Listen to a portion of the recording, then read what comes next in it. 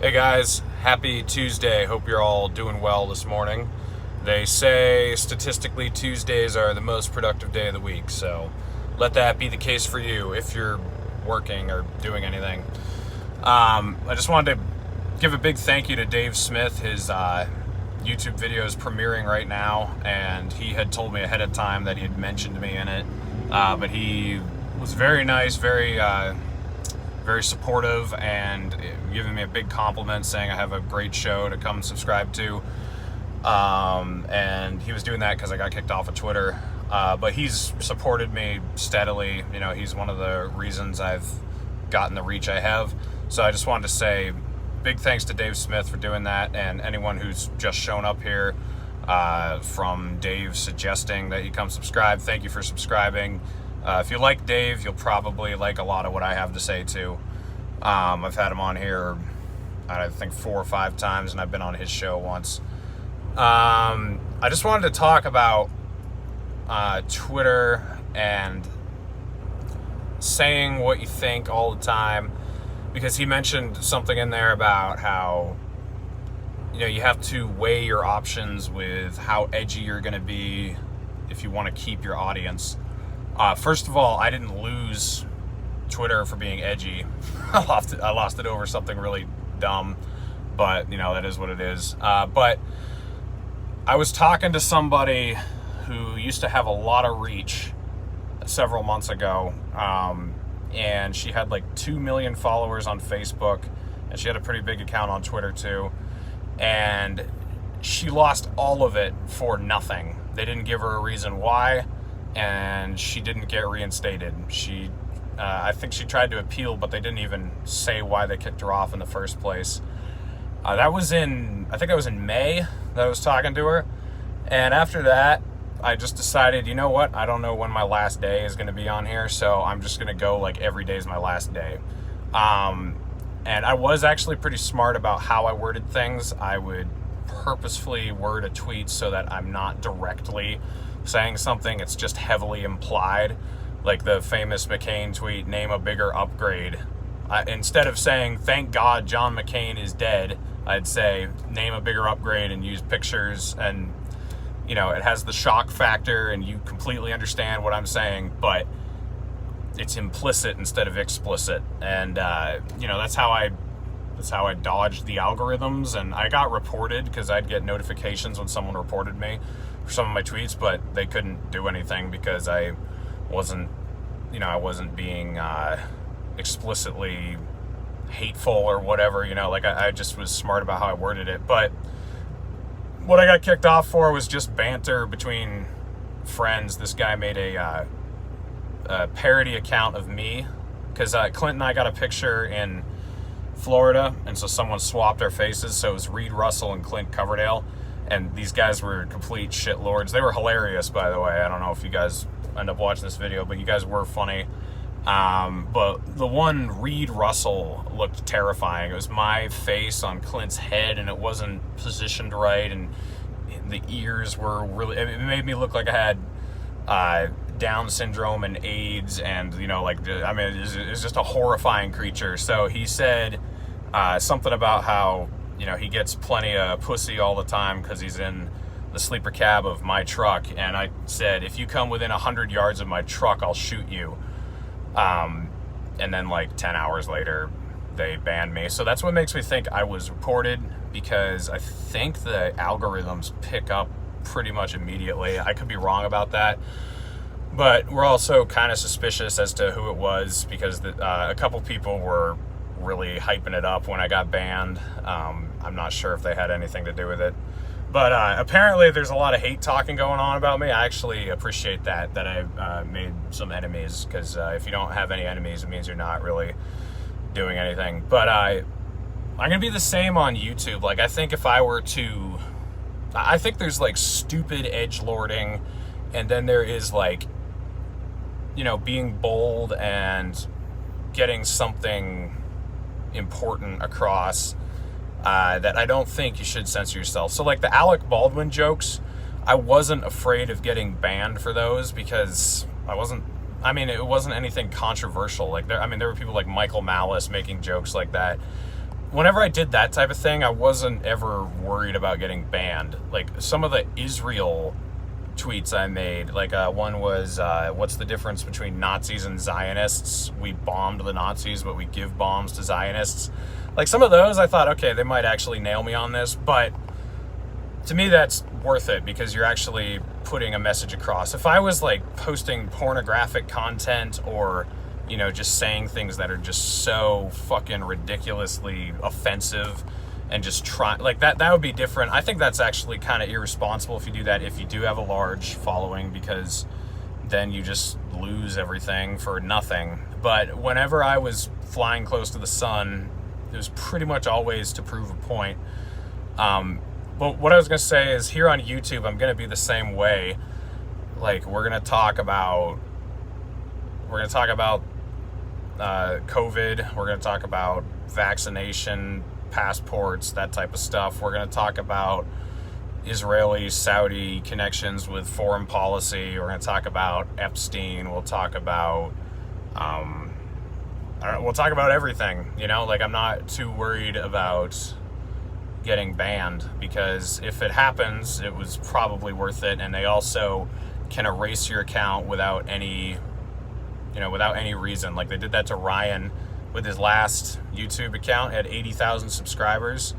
They banned him for a video he'd put out 2 years prior called The Palestinian Peace Process, and they said it was hate speech, but they wouldn't point out particularly what part of the video was deemed hate speech. And it was, I mean, there was nothing in there hateful, so, you know, it's not like they really need a reason to get rid of you.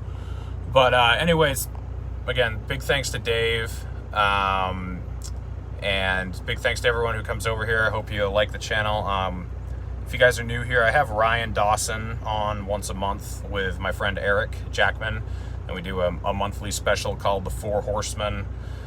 If you go back through some of my old interviews, I've had Abby Martin, Nick Gillespie, Peter Schiff, Tom Woods, Scott Horton, Pete Quinones, Kim Iverson. I'm supposedly going to be having Tulsi Gabbard pretty soon. I don't know. I mean, I asked her to come on back in May or April. It was a long time ago, and she agreed to it back then.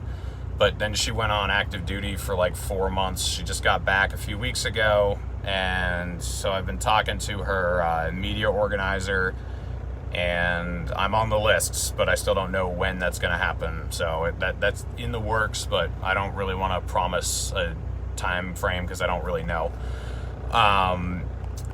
And I just went on Matt Kibbe's show. I've been on Dave's show. Tom Woods reposted our episode we did to his show. So I've been around. Some of you guys who are just coming over here, you might have seen me around. But yeah, just share the videos, like the videos. Since I don't have Twitter anymore, I'm using Facebook a little more than I used to. But Facebook really sucks. Like, you can't get away with much over there at all. I've caught temporary suspensions for stuff I posted 2 years ago. So I've actually been using YouTube Community to post pictures and stuff like that.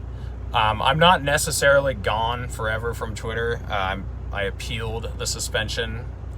Still waiting to hear back. I'm trying not to be optimistic about that because they suck. So might as well assume that's just gone. But it's not necessarily gone. I could be back. So, but I have not heard that I'm definitely permanently suspended. So we'll see. But yeah, check in tonight at 10 p.m. Eastern time. I'll be having the Unfit Statesman on the show. Go check out his channel on Rockfin. Just type in, I think he's the only Unfit Statesman channel out there. And you can also find him on Twitter. I think he's just at Unfit Statesman. Go follow him there. He'll be on tonight. Tomorrow night, I think I'm going on the Year Zero podcast. That's with Tommy Salmons. And then I think Friday I'm having Will Bell, Liam McCollum, and Jacob Winograd all on the show at once. We're going to do a 4-way roundtable discussing religion in the liberty movement. That'll be interesting. That there'll be 2 Christians and 2 atheists sort of talking about that. And then next week I'm going on Break the Cycle. and I'm going to be having Matt Kibbe on sometime soon. So there's some interesting stuff coming up. It is going to be harder for me to get more people now. Like, I was going to have like 5 or 6 different people, but I don't know. I got to figure out how to get a hold of them.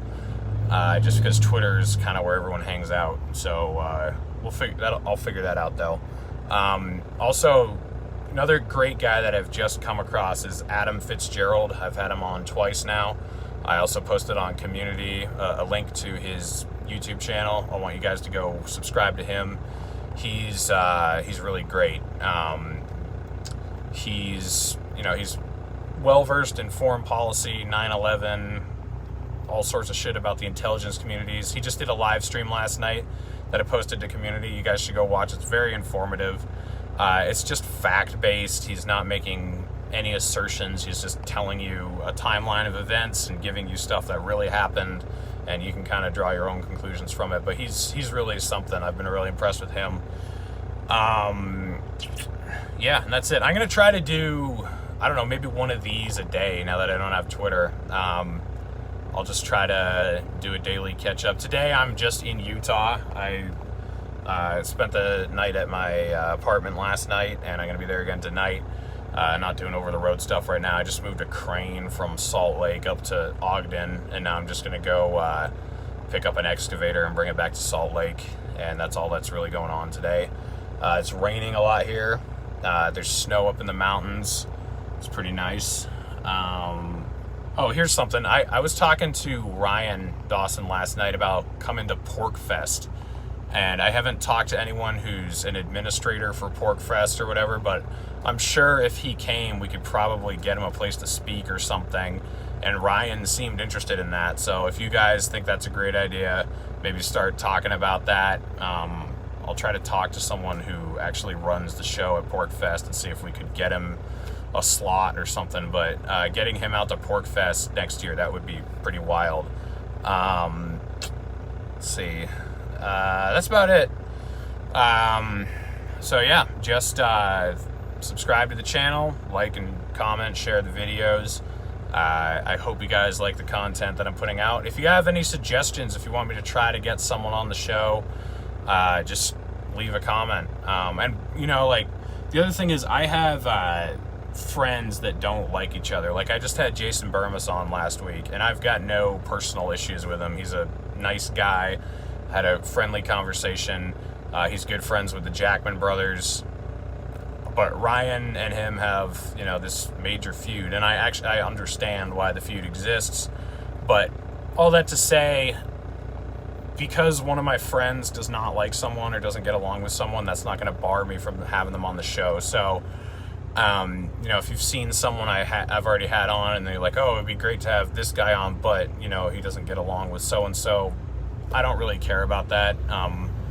There'd be some circumstances where I wouldn't do that if slander or something has been involved, but if they just don't get along or they don't align politically, I really don't care. And I think the conversations from both sides of the aisle are interesting. That's why I've had people like Abby Martin and then people like Peter Schiff on. But yeah, thanks guys, and like I said, I will continue to speak my mind on this platform until I get kicked off, but I'm not going to be reckless, and I really don't think I was reckless on Twitter. I don't think so. I think I was certainly bold and maybe risky, but not reckless. Like, I kind of knew what I was doing, and I just slipped up once because it was just dumb banter between friends, no malice intended. But anyway, we'll see if I end up back there. If not, don't worry about it. Fuck Twitter. Twitter kind of sucks anyway. And they're starting to ban more and more people who are not, or who are obviously not hateful or extremists or dangers to society. I mean, it's gonna backfire and blow up in their faces eventually. So they're gonna get what's coming to them. But I'll catch you guys later. As always, take care of each other and take care of yourselves.